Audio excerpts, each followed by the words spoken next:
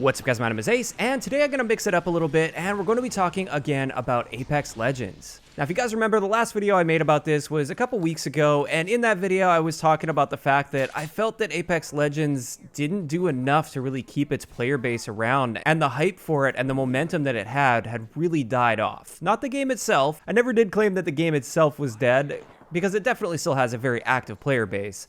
I just felt a lot of the hype for it had died off, and there were a lot of players that were leaving the game, and they just didn't feel like there was much incentive for them to keep playing.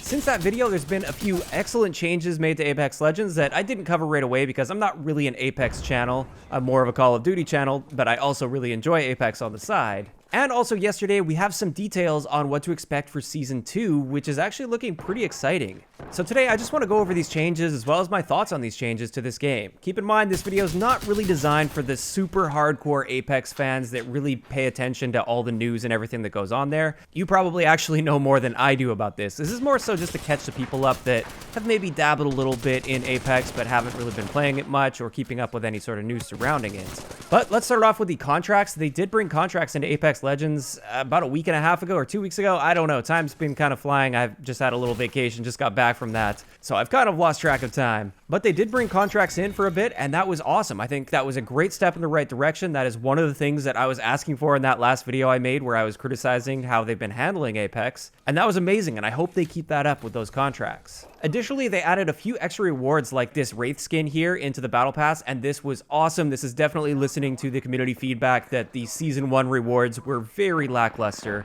I really didn't like the Season 1 rewards at all. I didn't even get close to finishing Season 1 because I just felt like there was nothing in there that I cared about anyways. So that was really good to see. Also, just recently, within the past several days, they have added flyers, or basically dragons, into the map.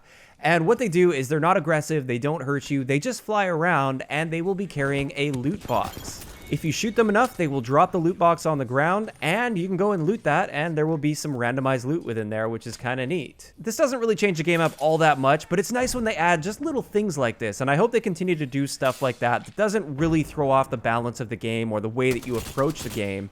But it's just kind of like a little Easter egg that may help you out in a match, or it may also hurt you by revealing your position and trying to shoot at that dragon. Also, for those of you guys that haven't touched Apex in a while, they did bring in the Apex Elite queue, and with this one, you can only enter this. It's the standard game, but you can only enter this particular mode if you placed top 5 or better in your previous match. So it's a little bit more of like a sweaty experience, as some people would call it, even though getting top 5 isn't all that difficult, and not everybody in that is really amazing. But you do tend to run into some better players there, and there were some rewards attached to that. I think that's awesome that they added that as well. Just a little bit more depth to the game, which was really, really needed in my opinion. And that's the things that they've added or changed since I made that last video. But we also got details, like I said, on what to expect for Season 2, which is coming on July 2nd, so that's in about 2 weeks from now, or a little bit less than 2 weeks from now. And with this, the first thing is we have a new gun coming, and this is the L-Star. The L-Star is an LMG, and it's going to be a gold weapon, so it's going to be like the Mastiff or the Crabber. I still don't know how to pronounce that, but it's going to be similar to that, where you can presumably only get it out of care packages. And with this, it does fire projectiles full auto, and these projectiles are larger than normal ones, so you don't have to be quite as accurate to actually get a hit on your target.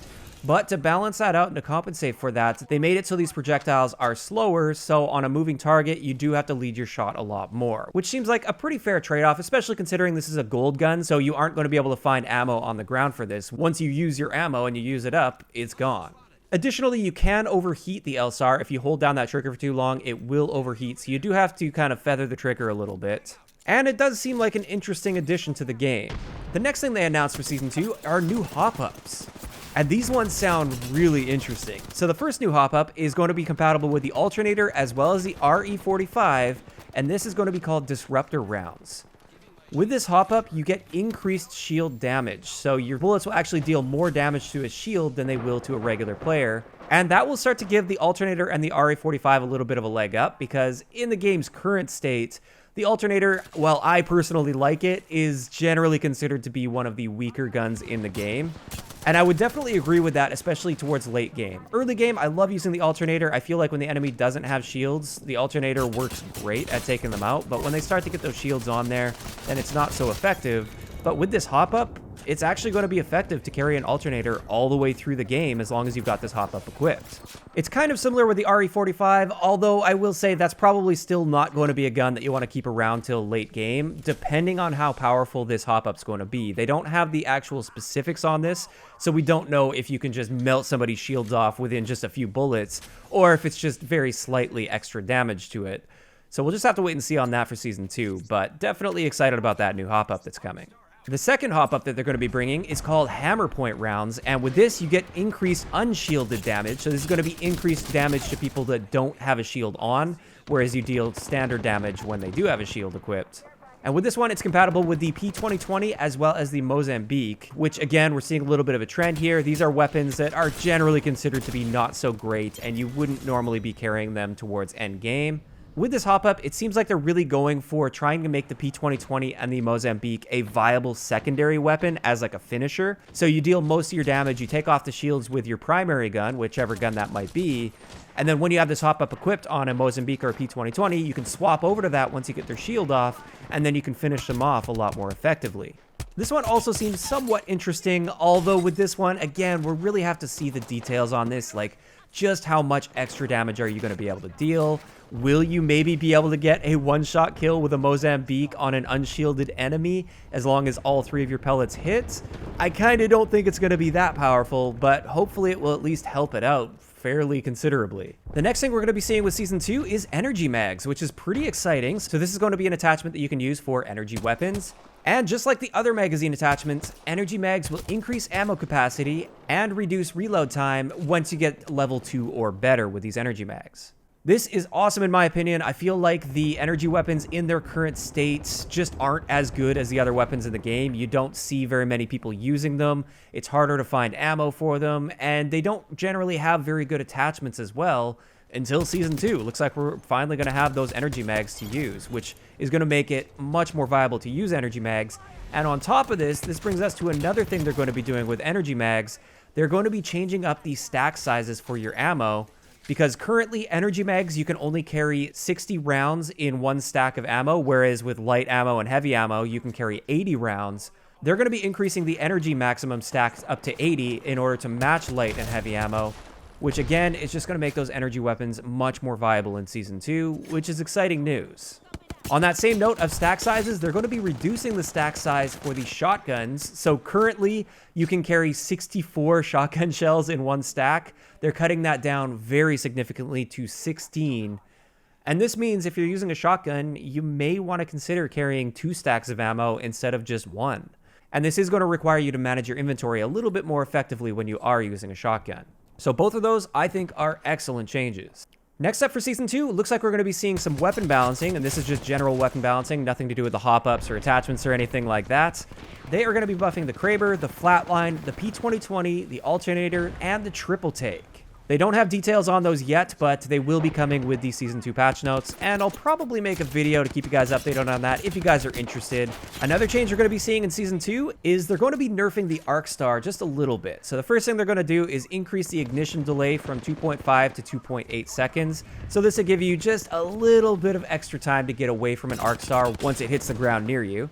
Also, they're going to make it so if you stick a full health player, it will now down them with an Arc Star as long as they don't have armor equipped, which I believe currently it takes them down to a very, very low health, but it doesn't kill an enemy that has full health, even if they don't have armor equipped. So in that case, it's actually a little bit of a buff. And also a change that I'm really excited to see is players that are on the edge of the explosion of an Arc Star will no longer have their shields completely destroyed like you currently do with an Arc Star. I feel like that's going to be an excellent change because it kind of is annoying that you completely lose your shield, even if you are pretty far away from that Arc Star, like it's just barely touching you. It's really frustrating to lose your full shield just because of that. So once again, a great change coming to the Arc Stars. Now, one last change that they mentioned coming in Season 2 is they're going to change up the loot tables a little bit for airdrop weapons. So this is the Kraber, the Mastiff, and then with Season 2, we're going to have the L-Star added there as well. They're going to adjust the loot tables depending on the stage of the game that you're in. So for example, you're going to find more of the Krabers in those early to mid-game airdrops, whereas end-game airdrops are going to spawn more Mastiffs. This is a relatively minor change, but to me at least, it seems to make sense that you would get the sniper rifle a little bit earlier on in the game, whereas later in the game, when the circle gets more and more compressed, that's when you'll start to get the shotgun or the Mastiff. And with that pretty much covers it for what they've outlined for what we can expect to see in Season 2. Of course, I don't think this is all we're going to see. We will be seeing a new legend, which they did outline a little bit earlier, but it doesn't really fit into the scope of this video. But there is at least one new legend coming for Season 2, and perhaps we'll even see some map changes or something like that. As for my thoughts on what they've outlined so far, all of these seem to be great steps in the right direction. There wasn't a single thing on this list of stuff that they outlined for Season 2 that I thought was a bad idea or that I didn't like. I think it all makes sense. It's going to change the meta up a little bit. It's going to make guns that are currently not really used so much, they're going to be a lot more viable after this. And I'm really looking forward to seeing how this all plays out. However, there is one last thing I do want to mention that's kind of relating to that previous Apex video that I made a little while ago where I was criticizing a lot of the things. I think there's still one big thing missing from Apex that I really want to see, and I know a lot of people also really want to see. This is the addition of a solo playlist. Even if it's limited time, I really think we need to see a solo playlist at some point.